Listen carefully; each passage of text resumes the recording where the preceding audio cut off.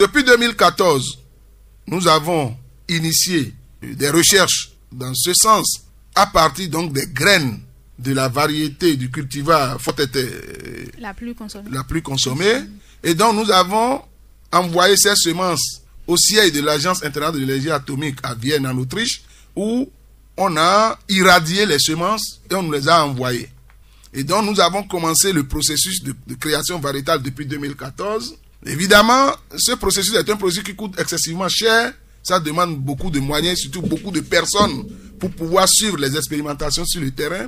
Comme je l'ai dit la dernière fois, ce sont mes propres sous que j'ai utilisés pendant 2 ou 3 ans pour pouvoir conduire les travaux. Mais avec un peu de chance, nous avons construit une grande équipe autour de la thématique avec des collègues de la faculté des sciences agronomiques, avec des collègues de la FAST, mais spécialité génétique, dont les généticiens de la FAST, les biochimistes, les nutritionnistes et les spécialistes des maladies de la nutrition au niveau de la faculté des sciences de la santé et de l'Institut régional de santé publique IRSP qui est à Ouidah. Donc nous avons constitué une équipe et lorsque l'université d'Abomey-Calavi a lancé en 2018 les appels à projets de fonds compétitifs pour la recherche, cette équipe a construit un projet sur cette question de création de nouvelles variétés d'amarante à travers donc l'induction de mutation, et ce projet a été sélectionné pour être financé.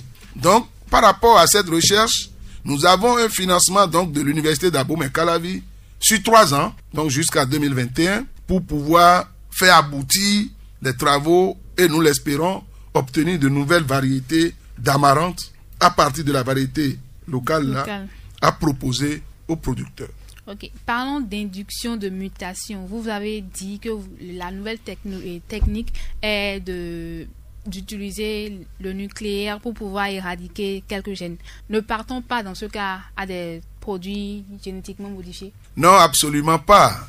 Lorsqu'on parle de produits génétiquement modifiés ou d'organismes génétiquement modifiés, c'est qu'on va prendre un gène d'un organisme connu qu'on va introduire dans un autre organisme pour lui faire exprimer les caractères pour lesquels ces gènes sont responsables. Dans le cas de l'induction de mutation, on n'amène rien de nulle part. On prend les graines telles qu'elles sont, on leur fait subir des doses différentes de radiation, et ces radiations-là vont créer des mutations à l'intérieur du génome. Et on va voir dans ces mutations lesquelles sont bonnes pour pouvoir avoir donc des caractères nouveaux, notamment la résistance à la salinité que nous recherchons.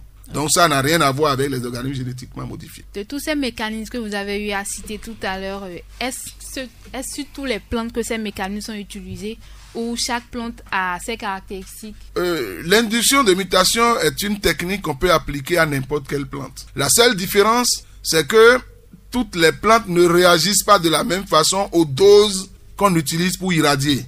Je dis un peu quelques cas. Une plante, par exemple, quand je prends les graines d'amarante avec 200 grays, ça c'est l'unité donc de dosage des radiations, vous pouvez avoir de bons résultats, alors que pour une plante comme la tomate, peut-être il faut aller jusqu'à 300 ou même descendre à 50.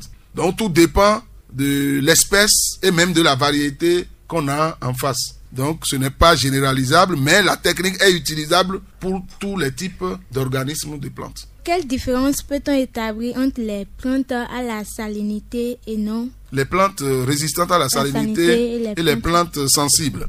Alors ce qu'il faut dire, c'est que déjà, pour dire qu'une plante est résistante à la salinité ou qu'une plante est sensible à la salinité, c'est qu'il faut soumettre les différentes variétés dans les mêmes conditions, aux mêmes concentrations de sel, pour étudier l'effet de ces concentrations de sel sur la croissance de la plante.